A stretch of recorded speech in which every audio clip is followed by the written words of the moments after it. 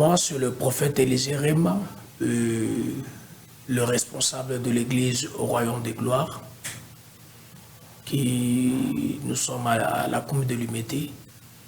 Et à part ça, je suis un écrivain. Je suis aussi le président de la fondation El Réma.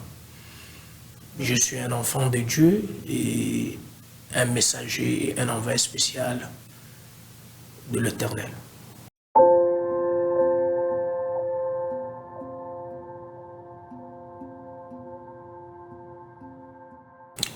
Bon, le livre, c'est le secret du mariage.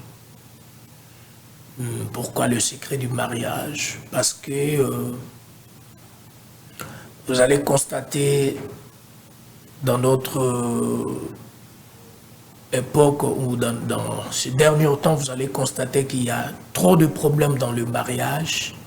Et c'est pourquoi Dieu nous avait inspiré de parler sur le mariage pour permettre à ceux qui n'ont pas une connaissance dans ce domaine-là, ou soit à ceux qui sont en train de tâtonner, qu'ils puissent avoir une connaissance qui va leur permettre de faire les choses mieux selon la volonté de Dieu.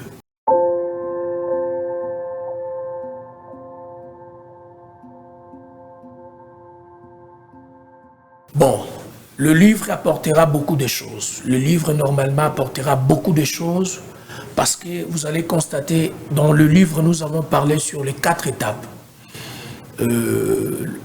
L'étape de la copinage, l'étape des fiançailles et l'étape où on est en train de préparer le mariage et aussi le mariage. Donc, comment vivre dans les mariages, c'est ça.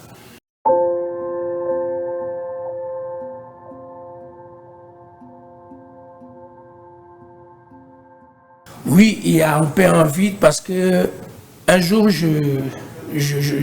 j'étais dans un bureau d'un bourgmestre et il était en train de me poser une question. Prophète, pourquoi ces derniers temps, il y a trop de divorces, même dans l'église, même chez le païen?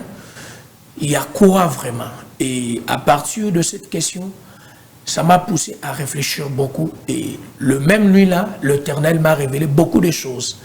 Et il m'avait dit de parler sur le mariage et d'enseigner les gens les choses cachées qui eux-mêmes dans la Bible et qui les gens est en train aussi d'expérimenter. C'est par là on a pris l'initiative de commencer à écrire le livre Le secret du mariage.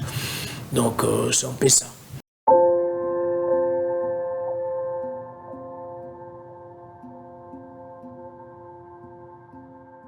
Je peux commencer par le copinage. Vous allez constater aujourd'hui, même les enfants de Dieu, même ceux qui ne croient pas à Jésus-Christ, nous avons un problème de choix de conjoint ou de notre conjointe. Dans le livre, nous avons expliqué comment quelqu'un peut trouver son conjoint, comment aussi quelqu'un peut trouver sa conjointe. Il y a des signes qui montrent que la personne est pour vous et la personne n'est pas pour vous. Et le premier signe, vous allez constater que nous avons parlé sur leurs intentions. Parce que tout ça commence d'abord par l'amour. Et c'est quoi l'amour? L'amour, c'est leurs intentions, le sentiment. Et l'amour, c'est aussi une énergie que Dieu a déposée dans le cœur d'une personne. Et comment constater que tu aimes une personne? Tu vas constater que ton intention, tes sentiments sera penché en lui. Et c'est par là que vous allez constater que oui, j'ai des sentiments pour cette personne. Alors, c'est par là que vous allez commencer maintenant à affronter la personne. Parce que l'amour va t'obliger de s'attacher avec la personne et d'être ensemble avec lui et de partager aussi de bons moments. Et comment aussi connaître un vrai amour?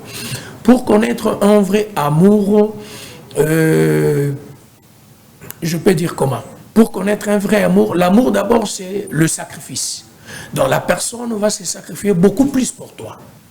Et alors pour comprendre que lui, c'est ton conjoint, vous allez constater ça par le geste, par les actes. Parce que l'amour n'a pas de langage. Mais le vrai langage de l'amour, c'est le zèvre, le bon zèvre que la personne est en train de faire pour vous. Ça vous montre directement que la personne a des sentiments pour moi et il m'aime d'un amour vrai. Et toi aussi, tu vas maintenant comprendre que lui, c'est l'homme de ma vie ou c'est la femme de ma vie. À partir des actes qu'il va commencer à poser envers toi.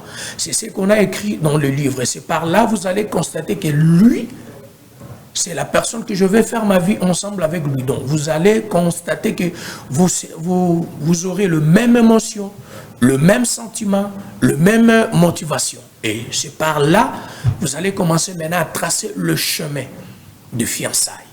Parce que après avoir se rencontré et vous avez constaté que vous avez un vrai amour entre vous deux, et vous allez entamer maintenant le procédure de fiançailles, qui va maintenant vous permettre que la famille de l'autre et la famille de l'autre seront ensemble pour le premier geste, que nous aussi on appelle prédote. Et le prédote, c'est le fiançailles officiel. Et pendant que vous êtes en train de vivre maintenant dans le fiançailles, il y a aussi le comportement à afficher qui va vous permettre d'aller encore plus loin. Dans le fiançailles, nous avons parlé sur l'économie.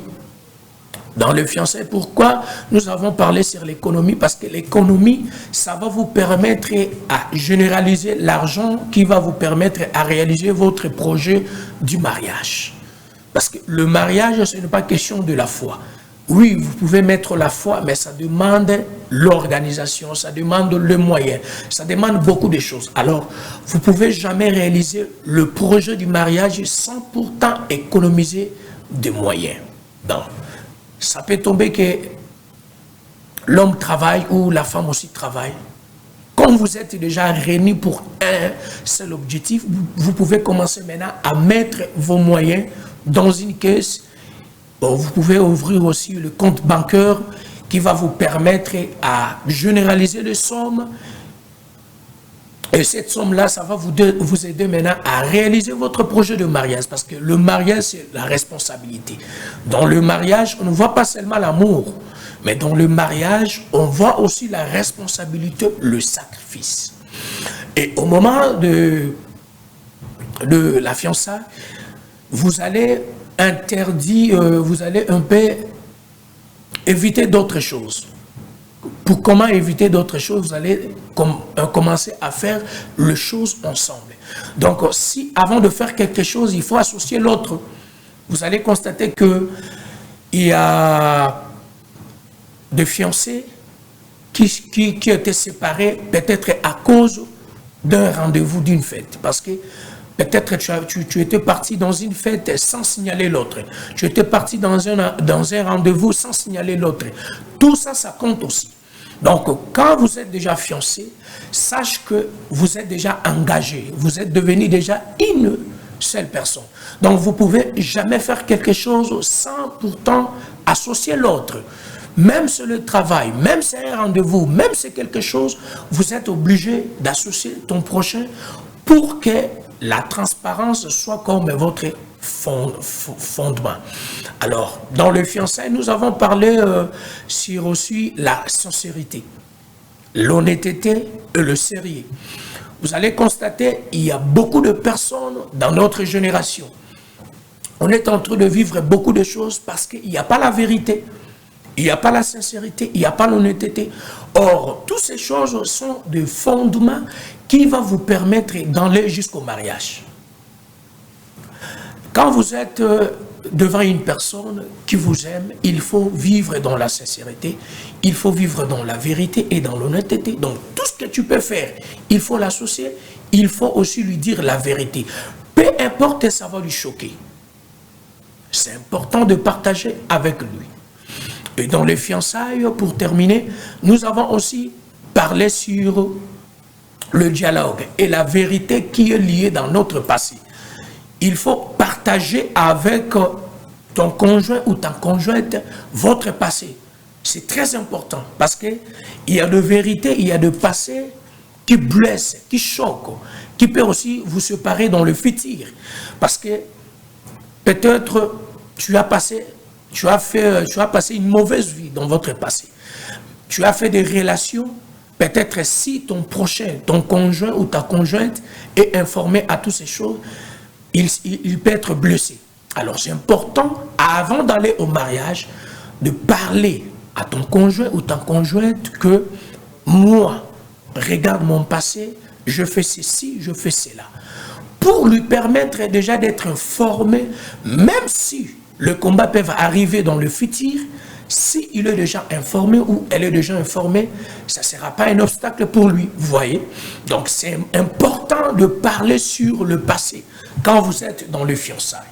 Et puis dans le fiançailles, il ne faut pas cacher votre comportement. Dans le fiançailles, il faut vraiment montrer à la personne qui vous êtes. Parce que il ne faut pas cacher ce comportement et aller avec ça dans le mariage. Et après le mariage, la personne commence maintenant à constater que, ah, regarde, je constatais ceci, cela. Ce n'est pas bien. Donc, dans le fiançailles, c'est le moment où tu peux montrer à la personne qui tu es. Et c'est par là, s'il sera capable de supporter tes caprices, de supporter tes erreurs, de supporter tes défauts, vous allez vivre longtemps. Et tes comportements, ça ne va pas commencer à être comme une pierre d'achoppement pour lui. Et ça va lui permettre maintenant de devenir ta force. Parce que s'il connaît que ma femme ou mon mari il est faible dans ce domaine, c'est que moi, sa femme, je serai maintenant sa force dans ce domaine. Et maintenant, ce défaut sera maintenant le moyen de lui donner la force pour commencer à agir autrement. Donc s'il connaît que ici, c'est ta faiblesse, lui, il deviendra maintenant ta force et il va commencer maintenant à te conseiller, à te donner la force selon tes défauts, selon tes faiblesses. Donc, je peux parler sur le fiançailles, quelques points qu'on a soulevés, qu'on a écrit dans notre livre sur le fiançailles, c'est ça.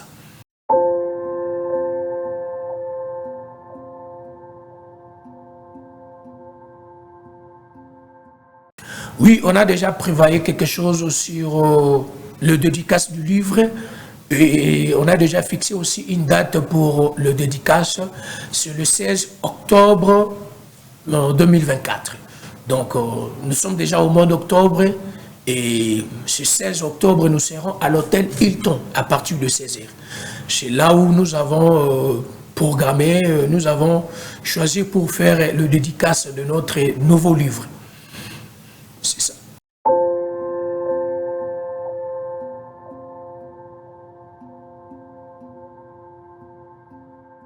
Bon, je vais parler sur ceux qui est en train déjà de consommer leur mariage. Bon, le marié, aujourd'hui, vous allez constater pourquoi il y a plusieurs divorces. Il y a beaucoup de causes qui est en train de séparer les gens. C'est quoi les causes? Peut-être, aujourd'hui, vous allez constater que une femme peut être douce, mais il a rencontré un homme qui n'est pas doux.